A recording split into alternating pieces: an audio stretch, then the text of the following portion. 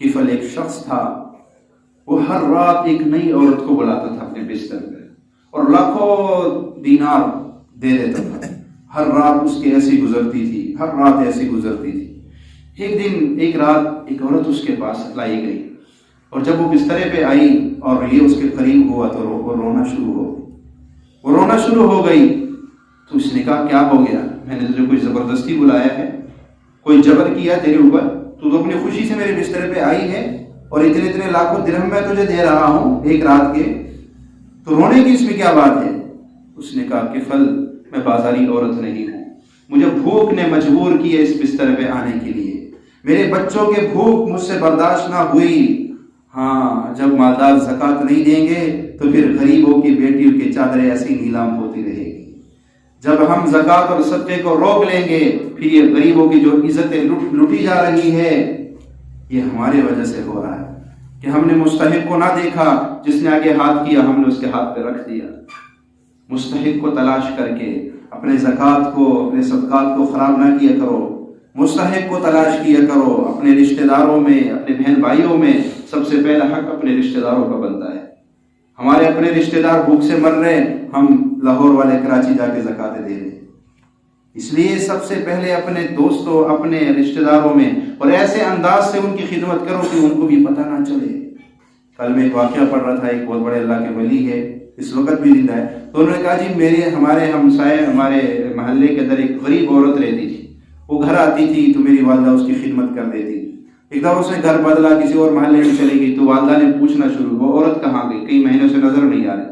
تو کہا بہن نے کہا کہ جی وہ تو ساتھ والے محلے میں شفٹ ہوئی ہے اور غریب عورت ہے. تو کہا میں اس کے سے جا کے ملنا چاہتی ہوں.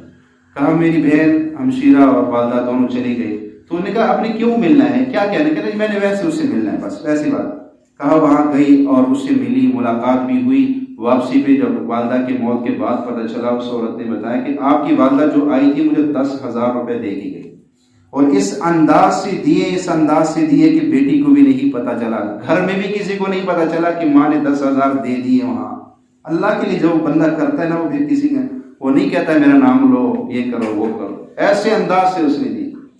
کہا یہ ہمارے محلے میں ایک اور عورت تھی، بیمار ہو گئی، غریب تھی، تو اس کی ہمشیرہ ہمارے گھر آئی، جی بڑی وہ بیمار ہے، تو میری والدہ نے اس کو پیسے دیے 2,000. کہا یہ اس کو دے دینا. کہا یہ کس لیے؟ کہا میں نے اس سے لیے ہوئے تھے تو پھر میں واپس نہ کر سکی، لہٰذا یہ اس کے پیسے ہیں، اس کو دے دے. اچھا وہ پیسے اس تک پہنچ گئے، اس نے لے لیے. بعد میں وہ ٹھیک ہوئی، وہ آئی. کہا اماں میں نے تو آپ کو کبھی قرض دیے نہیں. آپ نے؟ اس نے کہا بیٹی وہ میں آپ کی مدد کرنا چاہ رہی تھی، لیکن اگر میں آپ کی ہمشیرہ سے یہ کہتی کہ میں اس کو اللہ کے نام پہ دے رہی ہوں تو شاید وہ آپ کو تانے دیتی کہ محلے والے تجھے زکوٰۃ دیتے ہیں، تو میں نے تیری عزت بھی خراب نہ ہونے دی. اور اس وجہ سے میں نے ایسے کہا کہ یہ جو ہے یہ اس سے میں نے لیے تھے اور یہ آپ اس کو دے. تو کفل نے کہا کہ کیوں تو رو رہی ہے، تجھے تو میں نے اتنے پیسے ایک رات کے دیے ہیں. اس نے کہا مجھے میرے بچوں کے بھوک نے مجبور کیا اس بستر پہ آنے پہ. بس اس کے دل پہ کیا چوٹ لگی، وہ ایک دم رونا شروع ہو گیا اور کہنے لگا بس میری توبہ، میں نے اپنی زندگی بڑی برباد کر دی. اور روتے روتے کہنے لگا کہ تو بڑی پاک دامن اور حیادار عورت ہے، میرے لیے اللہ سے معافی مانگ کہ اللہ مجھے معاف کر دے، اور یہ نہیں یہ سارے پیسے میں نے تجھے اللہ کے نام پہ دے دی، اتنے اور دے دی، اور اب کفل نے توبہ کر دی ہے، اللہ مجھے معاف کر دے. وہ رات گزری، عورت گھر آئی اور کچھ ہی لمحے بعد فرشتہ آیا اور کفل کی روح قبض کر لی. صبح کو لوگ اٹھے تو کفل کے دروازے پہ لکھا ہوا تھا اللہ نے کفل کی بخشش کر دی ہے. اللہ نے کفل کی بخشش کر دی ہے. میرے بھائیو ہمارے گناہ اللہ کے سامنے کچھ بھی نہیں ہے. ایک بہت بڑا دریا اور سمندر آ رہا ہو اور آپ ایک تنکا اٹھا کے اس میں ڈالے اور کہو میں دیکھتا ہوں یہ دریا تنکے کو لے کے جا سکتا، اس کا تو پتہ ہی نہیں چلے گا.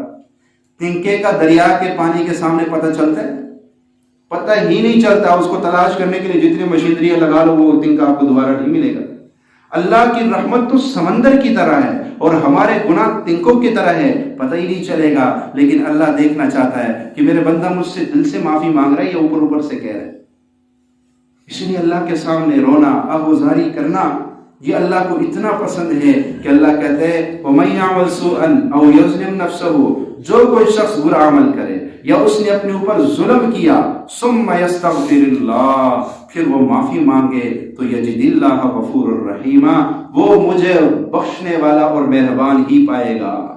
یہ نہیں کہا کہ وہ غلطی کر رہی ہے تو میں معاف نہیں کروں گا، نہیں کہا میرے بندے اگر آپ نے اوپر ظلم کر لیا لیکن آپ پھر میرے در پہ آئے، آپ کو ندامت ہوئی کہ مجھے ایسا نہیں کرنا چاہیے تھا اور آپ نے آ کے میرے سامنے رونا شروع کر دیا تو یجد اللہ غفور الرحیم آپ مجھے بخشنے والا اور مہربان پاؤ گے. میں بہت ہی زیادہ بخشنے والا ہوں، مہربان ہوں. لا تقنطوا من رحمت اللہ، اے میرے بندو میرے رحمت سے مایوس نہ ہونا. ان اللہ یغفر الذنوب جميعا، میں تمہارے سارے گناہوں کو مٹا دوں گا. انہ هو الغفور الرحیم، کیونکہ میں ہی بخشنے والا اور مہربان ہوں.